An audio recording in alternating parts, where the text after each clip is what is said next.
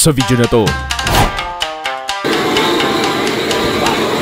hinawak-hawakan minekos-mekos ni Toyo-san. I'll show you the legendary Toyo-san of Osaka, Japan.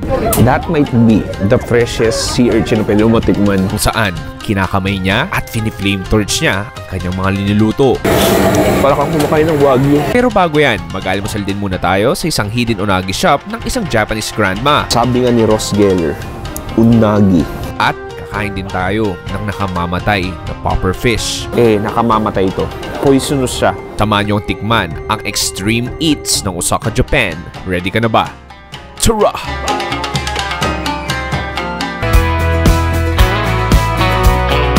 Isang magandang umaga dito sa Osaka, Japan. This is our last day, pare. So, sa episode na to, yung pinakahuling pupuntahan natin, yun yung isa sa mga iconic at legendary street food icon dito sa Osaka. Yung pangalan is Izakaya Toyo. So, ginagawa niya, nagpi-flame torch siya ng mga parang sushi or iba't ibang seafood. Anyway, ngayon, maglalakad-lakad muna tayo dahil maaga pa. At baka mahaba yung pila mamaya. Kailangan ko ng konting pang-boost ng energy or mag-breakfast. Anyway, di ko alam kung anong mahanap natin. Magkape muna tayo. I just woke up with a feeling, a choice to make and to believe in.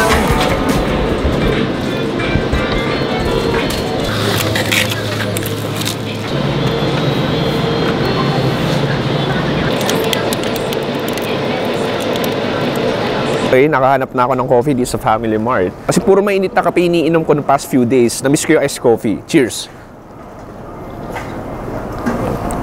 Okay, wow. Ang sarap, in fairness, ha? Nice. Pero sa tapat ng Family Mart, nandito yung unang stop natin. Dito magbe-breakfast sa isang legendary unagi lady.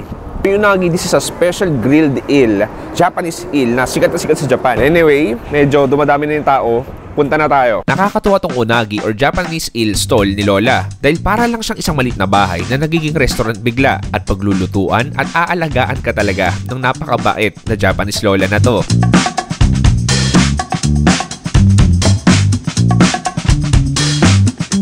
Okay pare, nakaupo na ako agad at sobrang ganda na ng vibes dito. Parang pinaglulutuan ka lang ng isang Japanese Lola at binigyan niya ako ng tea.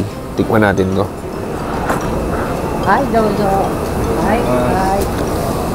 Ang init nun. Okay, very refreshing. Lalo napakalamig ngayon. Nakita nyo ba yan? Hindi yan usok galing sa tea. Usok yan dahil sa lamig.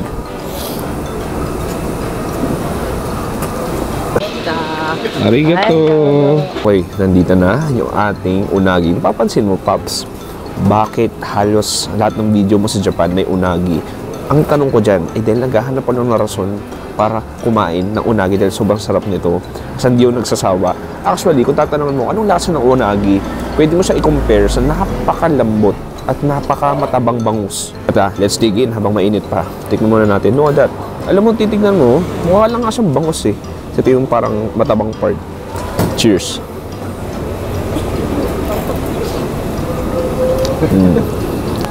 Hindi ka pwede magkamali. Ang sarap, ang lambot, ang fatty. And then that sweet like teriyaki sauce na nagbibigay flavor. Wishy! Tuwang-tuwa siya. Sabi nga ni Ross Geller, unagi. Kailangan lagi mong kailangan lagi kang ready at ready ako kumain lagi na unagi. Kahit natutulog ako, pag nakamoy ako ng unagi, magigising agad ako. I really love the Japanese rice. Fluffy, sticky. Tapos, gustong-gusto lang din yung vibes dito. Sobrang maliit na bahay lang siya eh. Tapos, yung tindahan niya, nasa labas na lang din. And then, may mga nakabilang mga customers. Parang hindi siya gano tourist spot, pero dapat dayuhin to dahil sobrang sarap. Isang bait pa nung may-ari. Ito, isa pa. Alam mo, feel ko masisimot ko kada buti ng kanin dito. Parang magiging kasing takaw ko si Hanamichi Sakuragi.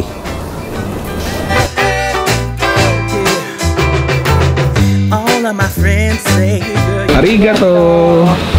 cause that man is trouble, you best beware. And though deep down I know Skin. Skin. Okay. I can eat this? Yes. Okay.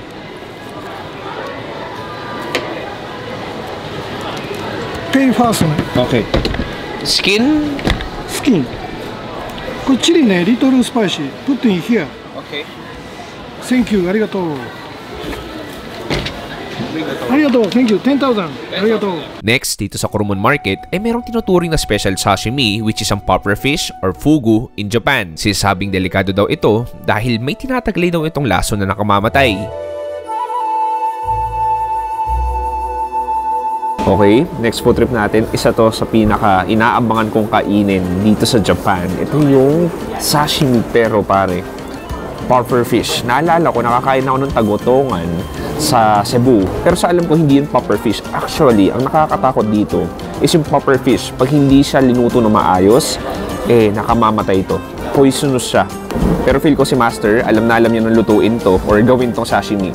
Anyway, dalawang parte to. Meron tayo dito yung pinakakarne. Meron tayo ditong balat. Balat daw to. Gusto ko muna tikman yung karne. Alam mo, visually mukha siyang squid. Dip natin sa Kikoman.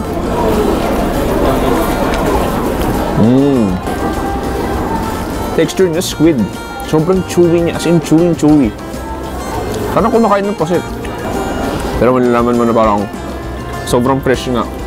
Gusto kong tikman itong parang sinasabi niyang balat. Skin pero mukha siyang karne. Cheers. Ito yung karne niya. Lasang isda. Parang isda to. Oh, nice. Don't get me wrong. Alam mo, to be honest, nothing special. Hindi naman siya parang wow, sobrang linamnam, sobrang sarap. Lasang pusit lang din talaga. Pero at least nakakain ako ng pufferfish sa buhay ko.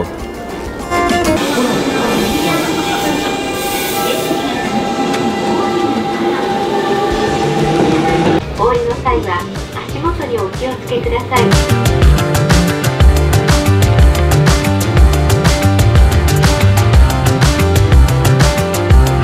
Okay, touchdown na dito sa Kyobashi, Osaka, Japan. So, para tong maliit na neighborhood at dito makikita yung legendary Izakaya Toyo, and I'm very lucky or unfortunate. Actually, gagawin ko siyang lucky dahil akong pinakaunang customer, hindi pa sila nagbubukas. Ako yung pinakaunang customer. Ito yung pila, wala pang pila. At nakita mo dito, nagbubukas pa sila. Anyway, sinadya ko talaga maaga. Wow, ang lamig! Wow! Maraming turista talaga pumupunta dito dahil na-feature siya sa Netflix. So si Sir Toyo, legendary Toyo, o tawagin kong si Boss Toyo. Kita mo, siya rin mismo nagpre-prepare, siya mismo nag-aayos. Izakaya Toyo is basically a sushi restaurant kung saan freshly made lahat. Ginagawa ito ni Toyo-san. Okay pare, 45 minutes remaining bago magbukas at medyo humahaba na yung pila. At hindi ko alam, buti lang una ako. 15 minutes na lang at ang lamig dito sa Japan. Dagdagan yung pila. Una dito lang, ngayon meron sa kabilang dulo.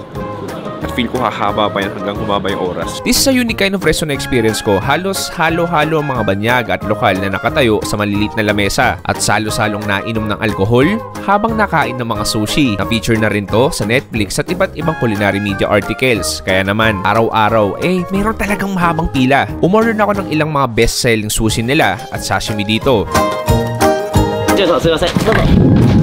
Okay pare, so ito na yung pinakaunang pagkain natin at hinihintay pa natin gawin yung flame torch. Di ko lang kung papayagan tayo pero meron tayo ditong this is like the premium quality sushi nila. So meron tayo itong uni, meron tayo ditong toro. Ito yung tinatawag na fatty tuna pare. Look at that, ang kapal niya. Parang siyang nag-jiggle. Muna natin itong fatty tuna nila. So lagay ko sa soy sauce. Ang kapal. Cheers.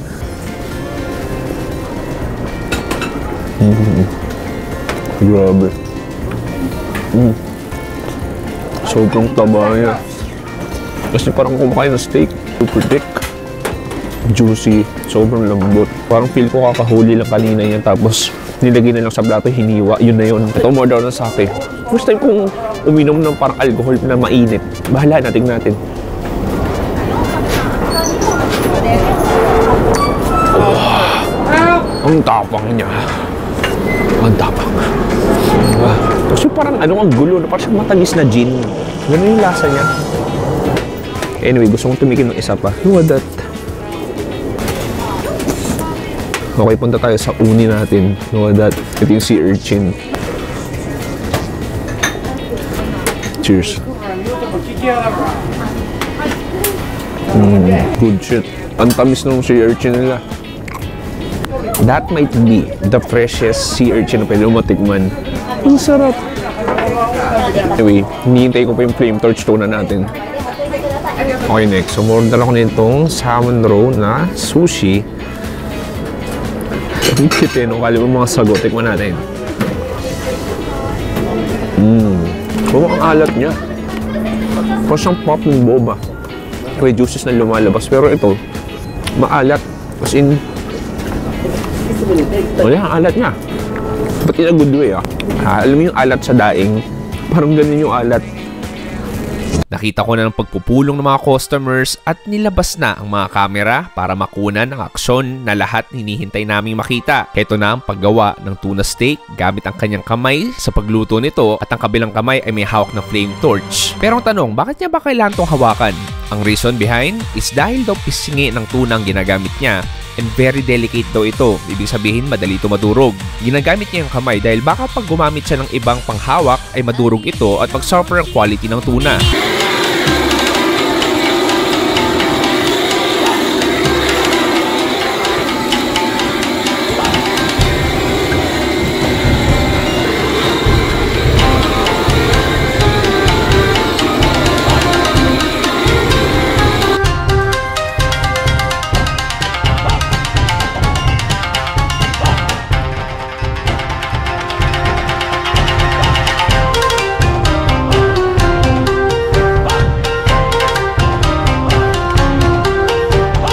Main event. Ito na yung pinausukan.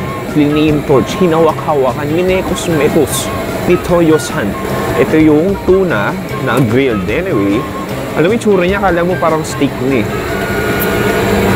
Sige, tikman natin tong piece na to. Cheers.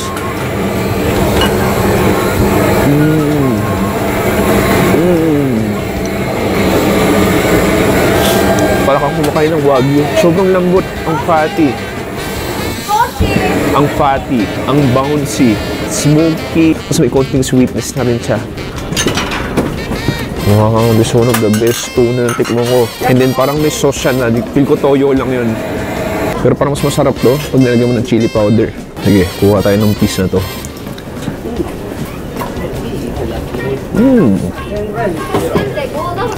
Ano to? Masarap to. First time ko makatikim ng smoky or grilled tuna dito sa Japan.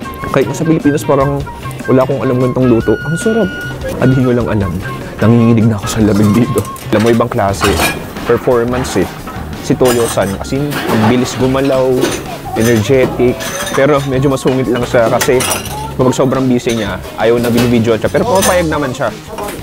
Pero may time lang para tuloy-tuloy yung trabaho. Kumbaga very balanced. Nagtatrabaho siya. Sa same time, in-entertain niya yung mga customers niya pero sa tamang timing. Mostly, mga foreigners galing sa iba't ibang parte ng bansa. Nandito, nakatayo, share kayo ng table, pwede kayo magkentuhan, pwede kayo sabay manood ng ginagawa niyang flame torch.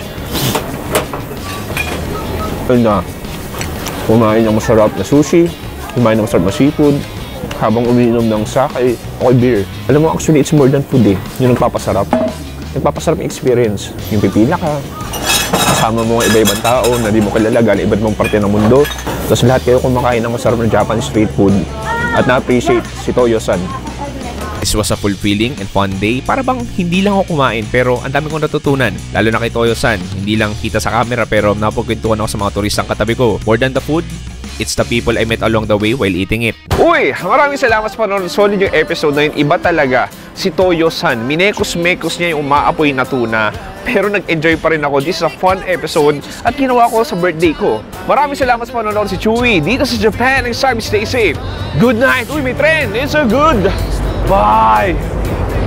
Bye.